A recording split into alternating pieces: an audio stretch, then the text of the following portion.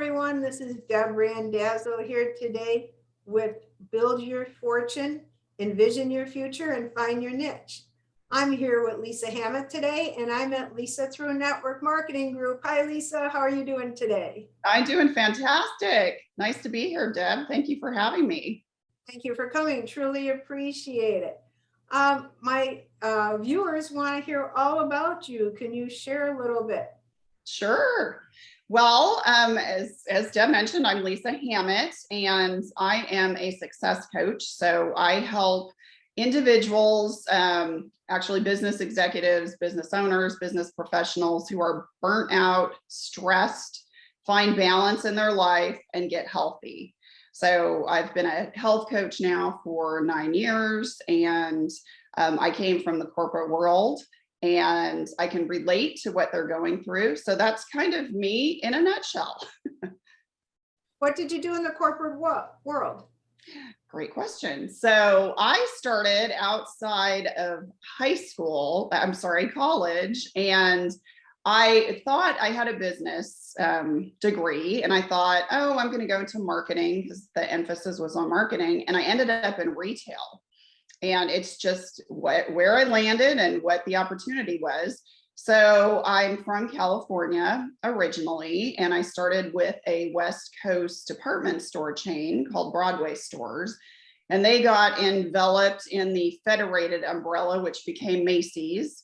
So I worked my way up through the stores. I became a buyer. And then I ended up in product management, really. And it was I was a planner. Actually, my final thing was a merchandise planner. So what that is I basically told the buyer what he could spend.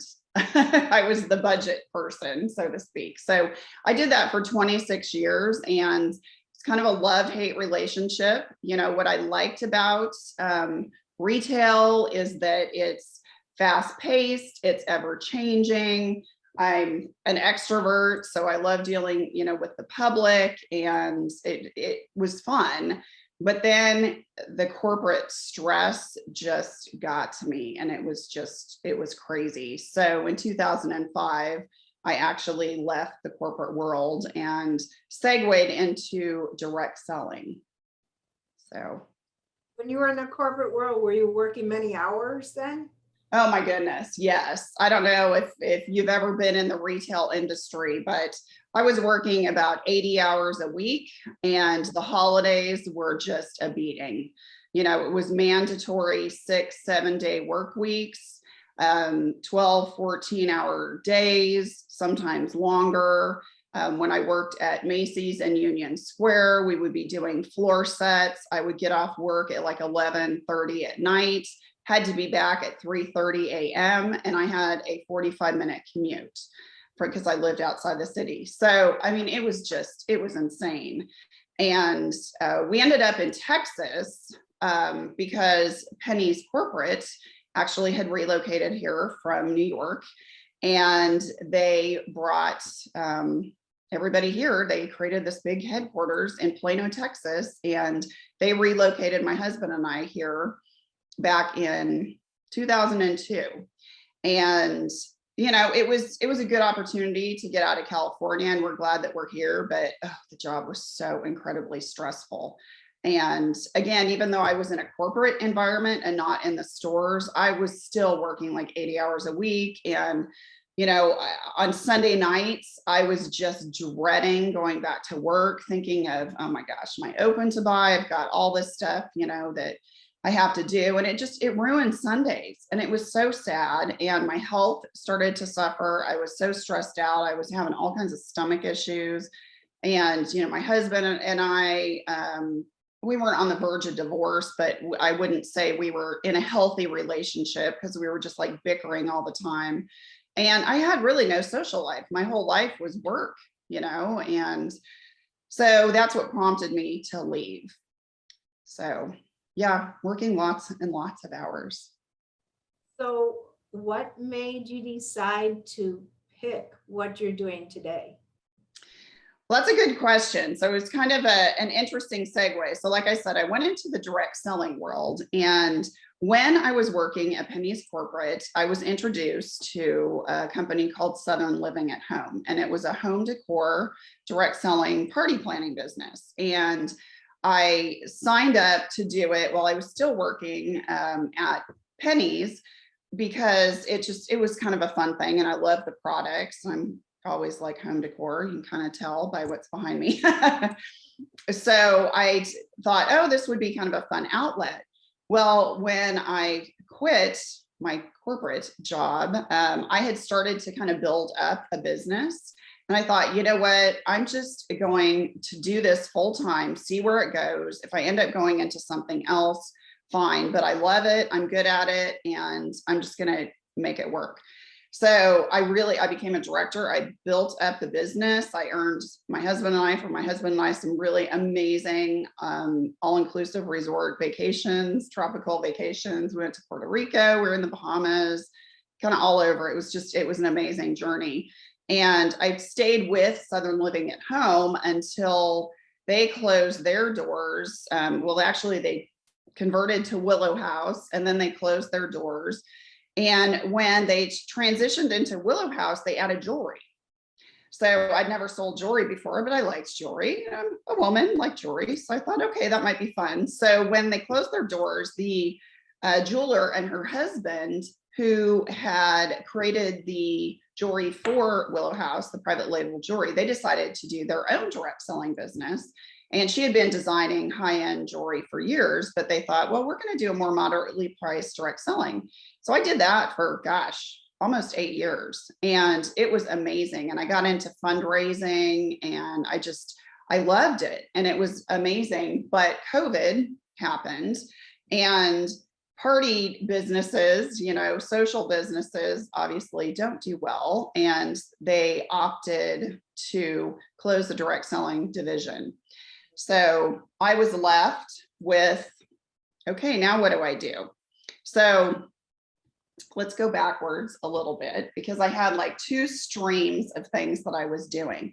So when I left the corporate world, I was at my heaviest weight. I was miserable. I felt terrible. So I started my personal health and wellness journey, and I lost 65 pounds. And yes, and I'm not saying it's always been easy, but I've managed to keep it off.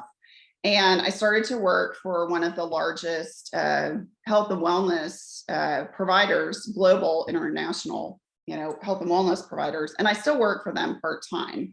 I can't mention them just because I'm still employed with them. But anyways, you might have an idea who they might be. But so I lost the weight and I became a service provider, and I loved it. And basically that was a coach. It was a wellness coach. So members would come into a location and I would lead a workshop, and I got to know the members. And over the course of 9 years, I've helped thousands of people either lose their weight, maintain their weight, develop and sustain healthy habits. And I just absolutely adored it. So it's kind of a labor of love. You don't make a ton of money doing that. And it's a part-time job. So I'd always had direct selling as a component of it. Well, that, again, went by the wayside. So then I'm like, so what do I do? Well, in the midst of COVID, I actually had people come to me and say, I need help. Can you help me with my weight loss? COVID was not kind. I need some help. So I thought, sure. And I thought it would be like a 1-off, 2-off, and I would just do it until I figured out what my next journey would be. Well, it blossomed into a business, and I have some coaching clients that I've been coaching since the very beginning. So it's been, like almost 2 years. And it's just been the hugest blessing. And I'm getting referrals, and, some of the people are signing on for 6 months. I'm like, oh my gosh, I need to incorporate. This is a legit business. So my success coaching business was launched.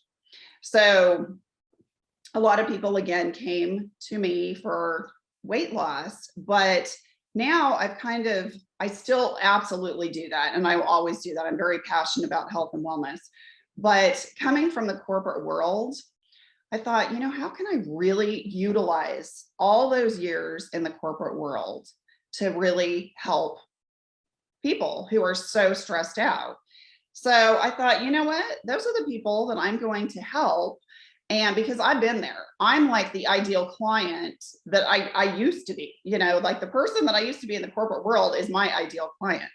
So I help those individuals. So I know that's a very long answer, but hopefully that helps. No, it's very detailed. I love it. It helps people out a lot, my viewers out a lot. So you're doing the health and wellness and the stress. That's your business, correct? It is success coaching. So just some of the things that I help people with. So Yeah, oftentimes in the corporate world, your life is completely out of balance. You're a workaholic. So, if you put all your eggs in one basket, other parts of your life clearly are going to suffer. So as a result, health and wellness often goes by the wayside. Self-care is like one of the first things to go, because it's work becomes at the forefront. And then it's like, well, gosh, I have a family. I got to somehow squeeze them in there, but they're not really doing a great job with their family. And then, health and wellness kind of gets pushed to the wayside. So I really help people find the balance and prioritize. I'm great at accountability and goal setting. That's kind of, one of the components of working with me. And then obviously all my years in the health and wellness industry. So, people can come to me for weight loss or weight maintenance, but others come to me just because, gosh, I need some help. My life is totally out of balance. Or they could be like, I used to be, and it's like, I've got to get out of this corporate world. I can't do this anymore. It's sucking the life out of me. This is not what I signed up for. I thought it would be a temporary thing. And now it's just sucked me in and I need to get out. So I've helped people through job transition as well, help them kind of take a step back and really assess what is it that you want to do with your life. And it's scary when you've been in a job or an industry for like 26 years, like I had, and you're good at what you do. You might not like it, but you're good at what you do. And that's what you're used to. It's easy to just stay being uncomfortable. It's sad to say, but I was one of those people, and I know a ton of people who are like that. They're used to a certain level of income and they're like, oh my gosh, if I were to just check out and either change careers altogether or open my own business, oh my gosh, how can I do that? That's too risky. And all these fears and self-doubts come into play. And I can really help individuals work through that and really get to the root cause of, why are they so fearful about this? You can do this. You can make a major life change in midlife if that's what you choose to do. It is doable. And I help them set a plan in place. If they have something that's really kind of blocking them, saying, I can't do this, let's get to the root cause of that. And then let's move forward, develop a plan. And it does incorporate some sort of health and wellness. It may not be weight per se, but it's mindset. And the mind is just as important as what you put in your body and how you move it. How did you learn about everything that you coach on? Did you go to classes? Do you work with other coaches? How did you learn all about this? That's a great question. So working for this huge service provider or wellness company, I was very fortunate, had amazing training through that. I also recently went through an international coaching training program through a company called HPC, which stands for High Performing Coach. They're international, and I went through their launch program, and it was amazing. So I can help people all over the world, which is really exciting. But what was so instrumental in that training was, yes, it gave me tools to be a better coach, but what really resonated with me is I had some blocks that I wasn't aware of. There were things that I needed to work on, and everybody can use a coach. And this isn't like trying to be a huge sales pitch for, oh my gosh, go find a coach. But it's to create the awareness that, coaching is amazing. And it doesn't mean that you're in therapy and that you need medication and that, there's like this stigma to it. It's like, oh, that's all that granola, it's craziness. No, it's basically, it's an accountability partner and a support system that really helps you recognize what your strengths are and identify, okay, maybe there are some things that are not your strong suits. Okay, let's not lean into those. Let's lean into your strengths and your core values, and let's help you create a vision and an action plan to utilize those and not only create a living, but to serve and to really, I believe that we were all put here for a purpose, and to really figure out what your purpose is and how you can then share that with everybody else. So HPC really helped me kind of overcome some things of my own that can then help me better serve the people that I work with. When you found HPC, Yes. okay, did you research them out and see reviews on them? Did you go to Better Business Bureau? How did you find them? That's a really good question. It was kind of funny. So I had a knee replacement last year, and I was, with COVID and everything and recovery, I was kind of quarantined. So I spent a lot of time on social media, and I was on LinkedIn, and one of the founders of HPC reached out to me. And we just started a really nice organic conversation. We asked about, oh, tell me about your coaching business. What do you do? And, it was nice. It wasn't like, here, shovel all this information, sign up with us, whatever. And we corresponded for quite a while. And then he said, I'd love to invite you to one of our free workshops. And they give away so much stuff for free. That's what is amazing. So you can get a lot of value without actually having to spend money.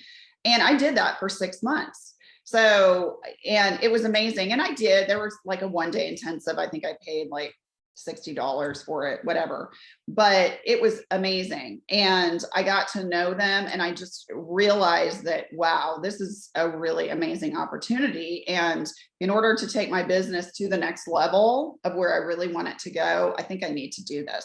So in July, that's what prompted me to do it. So it started as an organic conversation on LinkedIn.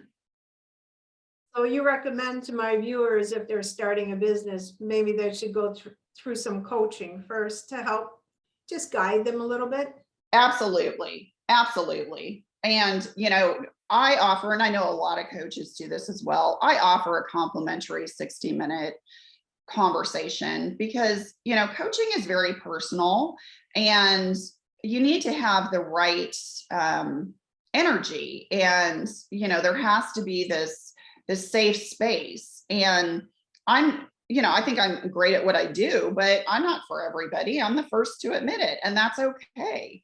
That doesn't mean that I'm bad. It just means that, maybe I'm not the right fit for this person. So we have this consultation to really kind of just determine if it's the right fit, and to discuss, okay, so this is where you are, this is where you would like to go. Here are some of the steps. If this is something of interest, then yes, let's work together. So, but I think everybody needs a coach at some point. So again, find somebody that you're super comfortable with, take advantage of that complimentary, a lot of coaches call it as a discovery call, and it's a fact-finding mission, kind of really what's driving you, and what are your core values, and what are your strengths, and how can that be utilized further. So. Well, I'm really impressed that you offer a 60-minute consultation. Usually it's like 15 or 20 minutes and that's it. 60 minutes is a long time to offer free for someone. That's amazing. Yeah, I found you really don't get to know somebody really well in 15 to 20 minutes. It's a very high level, superficial level. And, I found when people at least come to me initially, they have a challenge, whether they want to lose weight or they need balance in their life, whatever it is.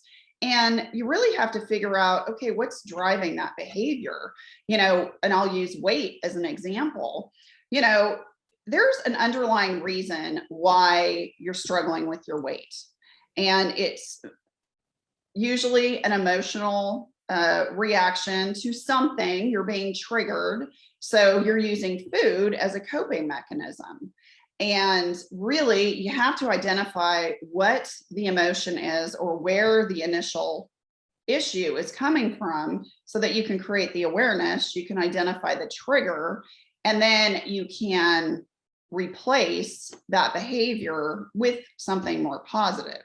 So you can't determine all of that, in 15 to 20 minutes. And I'm not saying we solve the world's problems and you're cured in 60 minutes. No, it's really, okay, so tell me, how long have you been, reaching for sweets and using this? And let's go back. And oftentimes, it's from childhood. It's something, in my case, one of the things that I discovered, I have always had this perfectionistic mindset, and I'm in the positive intelligence world. I'm considered a hyperachiever. And basically what that is it's kind of like the perfectionistic mindset is that I have to constantly be doing all these different things and I have to do them really well. And, that's not reality. It really isn't. And that stemmed from a relationship I had with my mother, and she suffered with mental illness, but was never really diagnosed. And it wasn't until later in life, really a couple of years before she died, that, it really kind of started to become more apparent. But what would happen is she would just shut me out for like a week. And she was bipolar. And it would just be, this up and down cycle. And she loved me. And now, in hindsight, I'm like, she did the best she could. She was never treated for it. I'm adopted. And my parents couldn't get pregnant, my adopted parents. So they adopted me later in life. So she did the best she could. But, my hyperachiever, always trying to do exceptionally well, was my way of trying to get attention from her. And it morphed into all these weird things. And it really wasn't until about 4 months ago that I recognized that. I'm like, wow, interesting. And I've been able to kind of let that go and just, what? If I'm not perfect at everything, who cares? Nobody's perfect. You know what I mean? So anyways, that's just amazing that you just found this out 4 months ago. That's HPC. I had lots of training on, health and wellness, how the mind works, how you deal with that. But until you deal with your own junk, yes, it's really hard to really help others and really be empathetic to what they're going through. So, and that's just one of the many things. I'm not going to go into my whole life story, but that's just, I think, a good example of how coaching can be really, really helpful. So. Boy, it sounds like you're doing two businesses on the side. Yeah, kind of. The weight loss and then the other business, coaching business on the side. And I'm into, a program such as yours. It's called HCL. Okay. It's very similar. And it gets down to the nitty gritty on what's inside of you, because you're right. If you can't figure out from the past and what's inside of you and get rid of it, you're not going to, go on to the future. You just won't. You'll stay stagnant, and that's it. And you just keep going in circles and circles, and you never achieve what you want to achieve in life. Exactly. And it's the sad thing is oftentimes we don't realize it. Mm-hmm. And this is another plug for coaching, is that the coach can see that, Mm-hmm. whereas you might not. And like procrastination, for example, is actually a fear of rejection. And the reason why you're consistently procrastinating is in some way You're putting off a fear of rejection, but it's masking itself as procrastination. So it's things like that you're like, well, no, I'm fine. And it's very interesting. So that's awesome that you're going through a similar program. How long have you been in your program? 4 months. Nice. 4 months.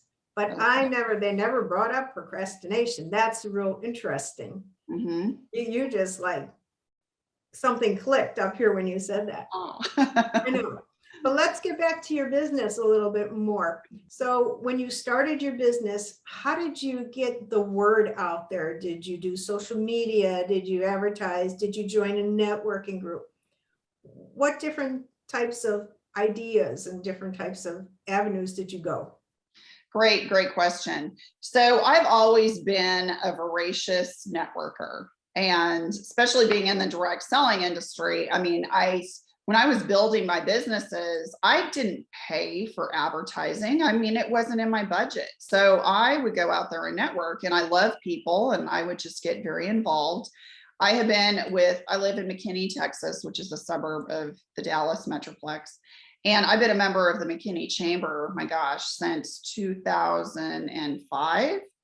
So many years. And I've worn different hats because I've had different, positions. But, I'm a firm believer that if you do invest in whether it's a chamber of commerce or it's a BNI group or it's a master networkers or it's a meetup group, whatever it is, if you really commit to engaging and getting to know the people in the group. And again, it's not about you, even though a lot of people take that mentality. It's like, oh, I'm going to a networking group, so it's all about me and passing out business cards. No, it's really not.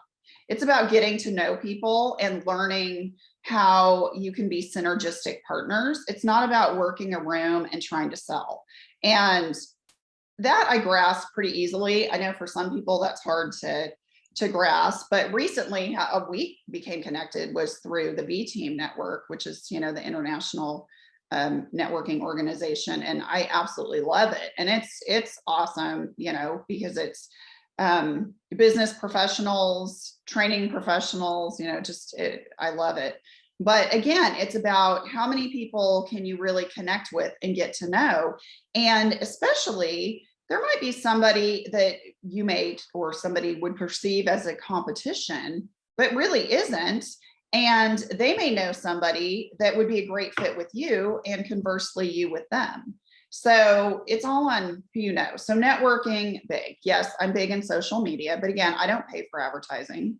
I'm cheap. I don't pay for it. And it's time consuming. I'm not going to lie. It can be. And, I'm really focusing on LinkedIn because a lot of the types of people that would be like clients of mine would be on LinkedIn. And,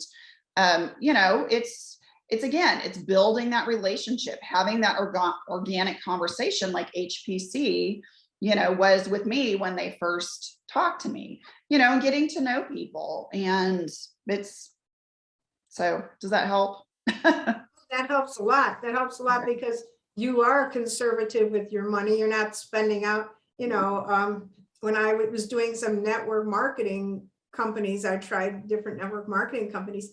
I was spending money. Oh, let's do whatever, a meeting here at this restaurant or a meeting here. And it's like, okay, it's putting my budget way overboard, and stuff. But you're right. BNI, the V Team, those are all great network marketing, not network marketing, networking groups. Yes. And they're not that expensive. They're pretty inexpensive. Yeah. So you set yourself a budget, correct? Yes. On what you plan on doing. Okay. Exactly. And one thing I do want to mention about the whole networking thing, you could spend so much time networking that you don't even do your business. And you can't do that. And it's easy to do, especially when you're starting out. It's like, oh, I'm going to join all these organizations. I'm going to attend all these meetings. And, you could over network. And then, like I said, you have no time for anything else. So a recommendation is, set a budget. Great advice, Deb. Love that. set a budget and pick and choose maybe 2 or 3 that you can really do well. And I'm down to the 2 now because that's all that I really have time for. And just be engaged and do it well and attend some of the events and really get to know the people. And if you engage and really are there to support other people as well, you will get business. It doesn't happen overnight. Nothing happens overnight, but you will get business. And again, you got to take the mindset out of it that, oh, I'm here to, to canvas this room and make a bunch of clients. I'm not saying you might not have a client or 2 from the group, but that's not the objective of networking. It's to get to know people and see who they know, and referrals. Referrals are huge. And, the clients that I have now, the best thing that they can do for me is provide referrals. And I have one gal who's been with me from the beginning. She's referred like, gosh, how many, 4, 5, 6 people to me, and they've turned into great clients. So, and then I give off, obviously I give her a big, big discount. I told her, I say, keep doing what you're doing. And if I coach you for free, I'm happy to do that because you are bringing me so much business. You are like the best advertisement. So. That's like very similar to my summit and what I'm doing. Right. All of my presenters are doing this for free. And then it's like, it helps them in advertising their business too. So you work together as a team, and that helps out a lot in many different ways. Let's speak about time now. When you were working in corporate America, you were doing 80 hours a week. Yes. Now, do you have, like, some people set their schedules where they're off on Fridays, Saturdays, and Sundays. Some take off for the whole month of December. What's your time constraint? So that's a great question. I definitely don't work 80 hours a week. I probably work between 50 and 60, I'll be honest, because I'm still in building mode, but I plan my schedule. So, I plan in blocks of time, and, I might work half a day on a Sunday, but that's my choice. And then, I'll have a day off during the week, so self-care is at the top of my list. So I'm planning in, okay, I take my dog for an hour walk each day. This is when I do it. I make sure that I have time for like devotional reading and, just planning my day and, things like that. So I don't take like a month off, but I will say, like, this past Thanksgiving holiday, I took almost a full 5 days off, which was great. And I hadn't done that in a while. But again, I'm still building my business. So I'm working harder now, so I don't have to work as hard, down the road. But again, it's a choice, and I manage my schedule. Somebody else isn't controlling my schedule. You set weekly goals or monthly goals or even yearly goals. Do you set your goals? I'm very big on goals. Absolutely. Very big on goals. So I'll give myself like a target of what I want to accomplish in a certain time frame, and what's my big vision overall. I'm a big believer in vision boards, and I have a vision board that has where I see myself going in the future. So yeah, I'm real big on that, because just a statistic.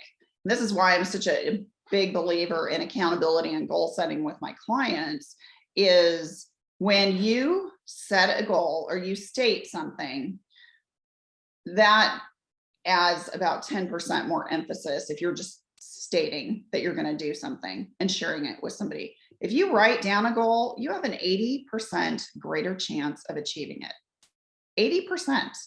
That is substantial odds right there. So if you have a goal and you write it down and then you share it with somebody, I mean, those odds are incredible that you have a really, really strong chance of achieving it. So that's why I am so hyper diligent with that. And I've set lofty goals for myself in the past, and I've been able to achieve them just for that reason. So Some people put their goals on Post-it notes and then they stick them on their bathroom mirror so they see it every morning, or they stick them by their computer. Do you do anything like that? Or Oh is yeah, it on a pad of paper and you look at that every now and then? I do. So I have my phone, and I have my day, schedule, like meeting schedule on my phone, but I also have a day planner where it can write in like action items for the day. And then I also have, like, on my vision board, I have the specific, like long-term goals, short-term goals, like, oh, by the end of this date, I'm going to do this, and so forth. So yeah, and Post-it notes are great. I love Post-it notes. You can take them anywhere. They're awesome. Yes, they're very good. Whoever invented it, it was the smartest thing that was ever I invented. know. Yes. I've spoken to other coaches and other business builders, and I've watched other seminars and stuff. And what do you think of this concept? I know you give an hour free consultation, but some people have said when you start your business, you start with a low item, a low price item, and then you go to a middle price item, and then you eventually go to a high price item, until once you build your rapport up in your email list and your referral list. What do you think of something like that? I think you can severely undervalue yourself. And this can be for any business. It doesn't even have to be coaching. And you can severely undervalue yourself. And I severely undervalued myself in the beginning, and I don't now. But I understand, because when you're starting out, it's risky. And sometimes to say, oh my gosh, I'm going to charge that much, gulp, But here's the thing that I have found is, yes, you have to meet people where they're at to a point, and you'll know if you really want to work with somebody, and if you might, can work on price or whatever, but you shouldn't discount. You really should find something that is really worth what you're worth and what your time is worth. And when you undervalue yourself, your clients don't take you as seriously. And I'll tell you, and I'll use weight as an example. So, when I started, I offered a very, discounted rate. And I had people who joined, but some of them just weren't focused because they didn't have a lot of skin in the game. It was easy for them to cancel and to just not take it as seriously. And I'll tell you, the clients that now, that I'm charging what I'm worth, I mean, they're hyper focused. They really are. And when you charge what you're worth, you're going to show up differently as well. So, you're going to say, wow, they invested in me, so I'm going to give it 110%, so it's a fine balance. I'm not saying, I know a lot of coaches offer like course content, like online course content. I don't have that yet, but that is something that I am looking into developing for next year. And it would be affordable. It's not going to be thousands and thousands of dollars. It'll be an affordable thing, and it'll give kind of an insight into a very small component of how I work. And then they will have the opportunity then to purchase like a coaching package with me, if they wanted to at the end. So yes, I'm not, and that to me is not giving yourself away. That again is providing value for what you're worth, but just don't sell yourself short. And I think so many business owners, because they're fearful that, oh, people would never pay that, you'd be surprised. Yes. Yeah, especially when you're starting out, Mhm. and they want to at least pull some people in and then get referrals from that and then move up. Yes. Yeah. There was another question I had and I just went totally blank on it. I do that all the time. That's funny. It's all good. Yeah. What other advice could you recommend for our viewers who are starting new businesses? So if you're starting a business, you really do need a coach. You need somebody, a mentor. You really do need somebody who can kind of guide you and help you and really help you understand your vision. And then you really need to come up with some kind of business plan. And I see so many businesses fail, not because they weren't fantastic ideas, and not that the person or business wasn't great, but there wasn't a business plan to back it up. It was just, here, let's just kind of do this, and you have to have a business plan and a budget, to your point. Otherwise, you could just be, sure, you might be making money, but you could just be spending more than you're making. And, this could just mean maybe having a conversation with your financial planner or with your CPA, and really, having a more down and dirty conversation with them and telling them, this is kind of what my objective is. What do you recommend? And I do that with both of mine, and it has been really, really helpful. And I do my own business plan, but I just think that's very important. Very much so. I've also heard that if you write a book or curriculum or a manual or something, that could be a step into building your business also. What do you think of that? I totally agree. In fact, I am writing a book and it's going to be published next year. So yes, I firmly believe that. And, it's not to say, sure, I would love the book to sell, don't get me wrong, but I'm not unrealistic in saying that, oh, it's going to be the next bestseller. Yeah, probably not. Well, I should say that. I mean, it could, but to say that is for sure going to happen, no. And that's not really my objective for writing the book. For writing the book, it's really where I see that I could give it to certain clients. I could give it to businesses, because right now I'm doing one-to-one coaching, and I love that. And that's what I enjoy. But, as I had mentioned, I'm going to start doing like course curriculum that people can buy, and then eventually maybe getting into group coaching and marketing to companies who, are offering wellness programs for their clients or their employees. And, having a book that you could send to somebody, that kind of gives them an idea of the material that you would cover, can be really, really helpful. And it can open doors. And of course, it's awesome if you're wanting to go into speaking engagements, that kind of thing, because how the speaking world is kind of changing. It used to be, oh, you charge like a very high fee to go speak somewhere. Well, that's kind of not the way it's done now. If it's going to involve travel, then the person who's hiring you obviously pays for your accommodations and your travel expenses.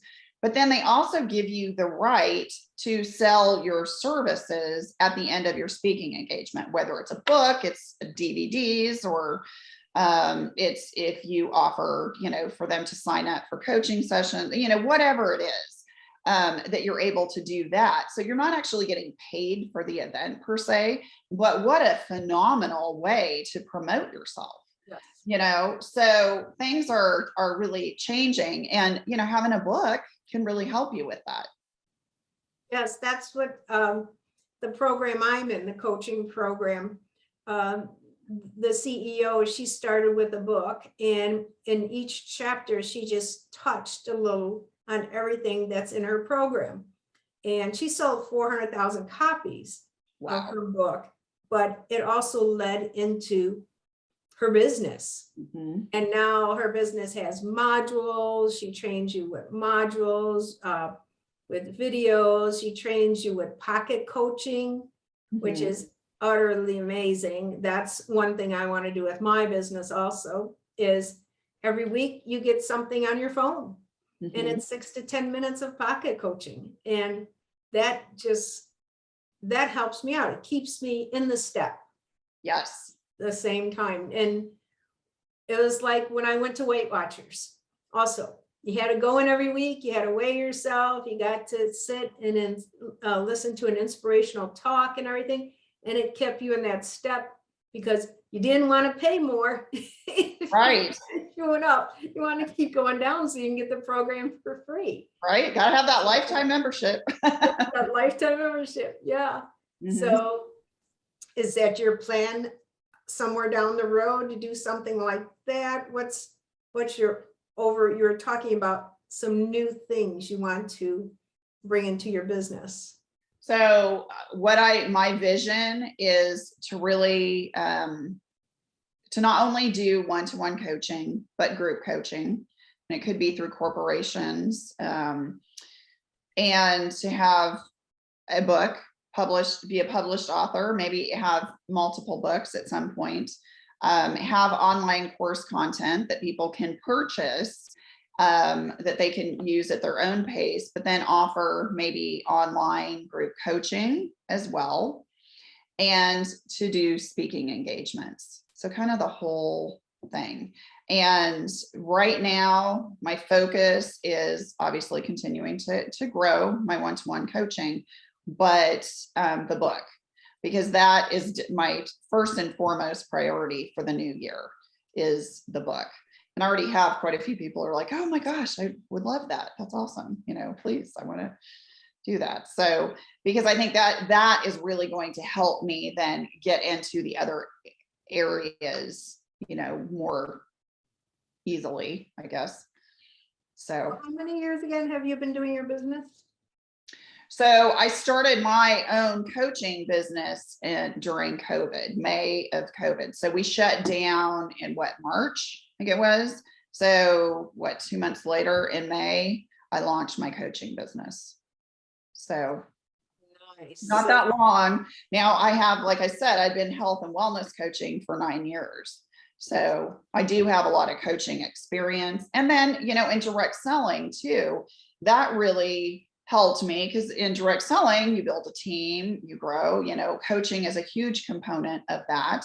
And then also in the corporate world, I was a manager in the stores. I was an operations manager, assistant store manager. So you do a lot of coaching. And then, when I went into corporate, I still, you're working and coaching the other people that you work with, your buyers and your